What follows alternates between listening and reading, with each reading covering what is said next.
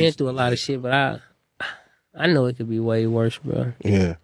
And I probably feel like that because I don't necessarily feel like I've been through a lot of shit. Like a lot of bad shit happened, you know what I'm saying? A lot of good shit ain't happened, you know what I mean, that I could kind of shed light on. I understand why they did that. Yeah. They did that to box us in and put us as a group. Mm-hmm. You know what I mean? Nobody ever called themselves no fucking Grundys, bro. But first, now at 4, IMPD is investigating 2 homicides that left 2 men dead overnight. 6 hours.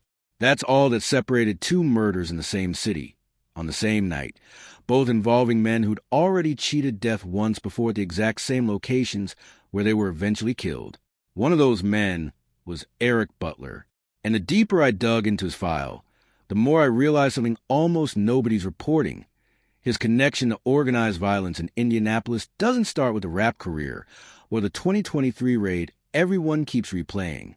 It starts in 2015 with 10 other people charged together in a case most of his fans have never even heard of. If you want the cases nobody else is digging into deep enough to find details like that, this is a channel for it. Subscribe, ring the bell, and stay with me, because part 2 goes places the headlines didn't. Let's go back further than most coverage of Eric Butler ever bothers to go, because I think the deepest part of this story starts in 2015, a full decade before anyone outside Indianapolis ever heard the name Lil E attached to a body on Franklin Road. That year, Butler and 10 other people were charged together, tied to a string of violent crimes and murders connected to the Grundy gang. 10 other people. Think about what that number actually tells you. This wasn't one guy doing one bad thing. This was a coordinated case against an entire network, and Butler was inside it from the start, years before the public ever knew his face from a music video. That 2015 case against him eventually fell apart in 2017. No conviction. But here's what most people miss when they hear a case fell apart. It doesn't mean the underlying relationships disappeared with it. The people he was charged alongside, the structure he was operating in, none of that vanished just because the prosecution couldn't make the murder charges stick. And sure enough, by 2018, court records show he'd pleaded guilty to drug charges, not the violent charges, the drug charges, which tells you something about how these cases against organized networks actually resolve. Prosecutors get what they can prove, and what they can prove is rarely the most dangerous part of what's actually happening. So by the time we get to 2023, and that now famous moment of Butler climbing out an attic window during a raid, cameras rolling, this wasn't a man encountering that world for the first time.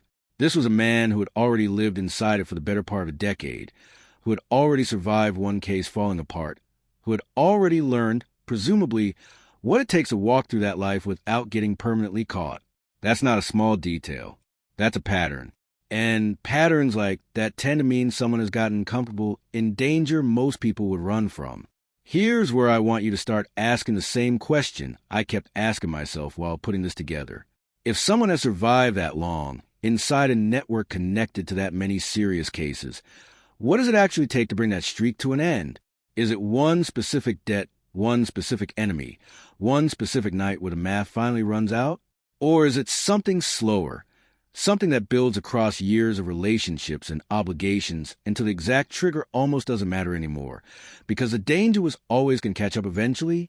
I don't think we can answer that yet, but I think it's the right question to be sitting with as we move into what actually happened in the weeks leading up to his death, because the timeline gets stranger the closer you look at it. Here's something that doesn't get nearly enough attention in the coverage of this case. The same night Eric Butler was killed, IMPD was investigating a second homicide in the same city, less than 6 hours apart. A 50-year-old man was shot inside an apartment building on East Washington Street. Police don't believe the 2 killings are connected, but both victims, according to court records, had extensive criminal histories. And in a detail that should genuinely unsettle you, the second victim had survived a stabbing and a robbery at that exact same building less than 2 weeks before he was killed there. The suspect in that earlier stabbing was already sitting in jail when the second man died. I want to be careful here, because I am not telling you these 2 cases are linked. Police have said they aren't, and I have no evidence that contradicts them. But look at what that night actually represents. 2 men in one city, both with long histories of violence following them, both killed within hours of each other. And in at least one of those cases, a documented pattern of someone surviving a violent attempt on their life only to be killed at the same location weeks later. That's not Eric Butler's story. That's a different man's story.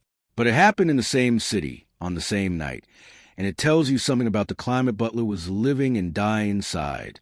This wasn't an isolated tragedy. This was one violent night in a city where surviving a first attempt apparently doesn't mean very much. And that brings us back to Butler's own pattern. Because remember, this wasn't his first time being shot either. April, an auto repair shop less than a mile from where he'd eventually die. He survived that one. No suspect named. No motive confirmed. And then weeks later, on a night where violence was apparently rippling through multiple corners of the same city at once, he ends up dead outside of business at 2 a.m, with absolutely no public explanation for why he was there. So, let's actually sit with that question honestly, because I don't think we should just skip past it the way most coverage has. Something brought him to that location. At that hour, people don't typically end up outside a closed business at 2:25 in the morning by accident. Either he was meeting someone, or he was being followed and didn't know it, or he was somewhere he believed was safe, in a part of the city he thought he understood, around people he thought he could trust. Each one of those possibilities tells a completely different story about what actually happened to him. And right now, nobody outside the investigation knows which one is true. This is where the rumors start filling in the silence, the way they always do when official explanation doesn't arrive fast enough for people who knew him. I've heard the same thing some of you have probably heard, a claim that Butler had robbed someone and that this was payback for it. I've also heard people asking the obvious question, the one IMPD hasn't answered publicly either. What was he doing out there alone at that hour in the first place? I want to be completely transparent with you about where these claims stand.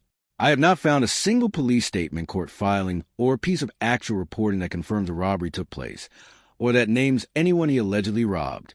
What exists is people who say they were close to him, talking in the vacuum left by an investigation that hasn't said much of anything yet. Here's why that vacuum matters so much psychologically. When an investigation stays quiet this long, people don't just sit patiently waiting for facts. They fill the silence with the most emotionally satisfying explanation available, because uncertainty is genuinely hard to live with, especially for people who actually knew him and need some kind of reason to hold on to. A robbery and a revenge killing gives his death a shape. It gives it cause and effect. The alternative, that he was simply in the wrong place for reasons we may never fully understand, doesn't offer that same comfort.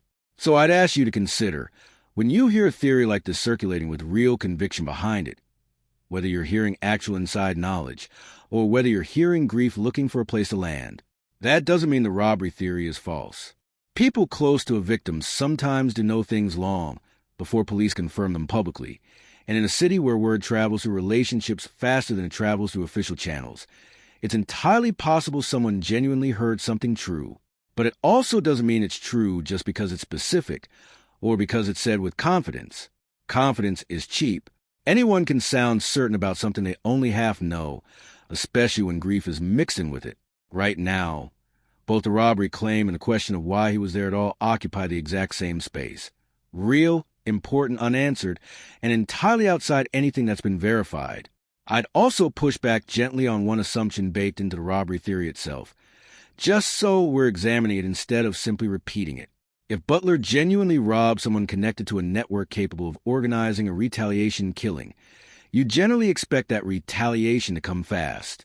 People operating in that world rarely let a grievance like that sit unresolved for long, because patience can look a lot like weakness to everyone watching. So if there's any truth to the robbery claim, the real question isn't only who he robbed, it's why. If that's what happened, it apparently took this long for someone to come collect. So here's where part 2 leaves us, with more questions than we started with, which I think is honestly the right place for this case to sit right now. A man with a documented decade-long history inside a violent network, going back further than most people realize.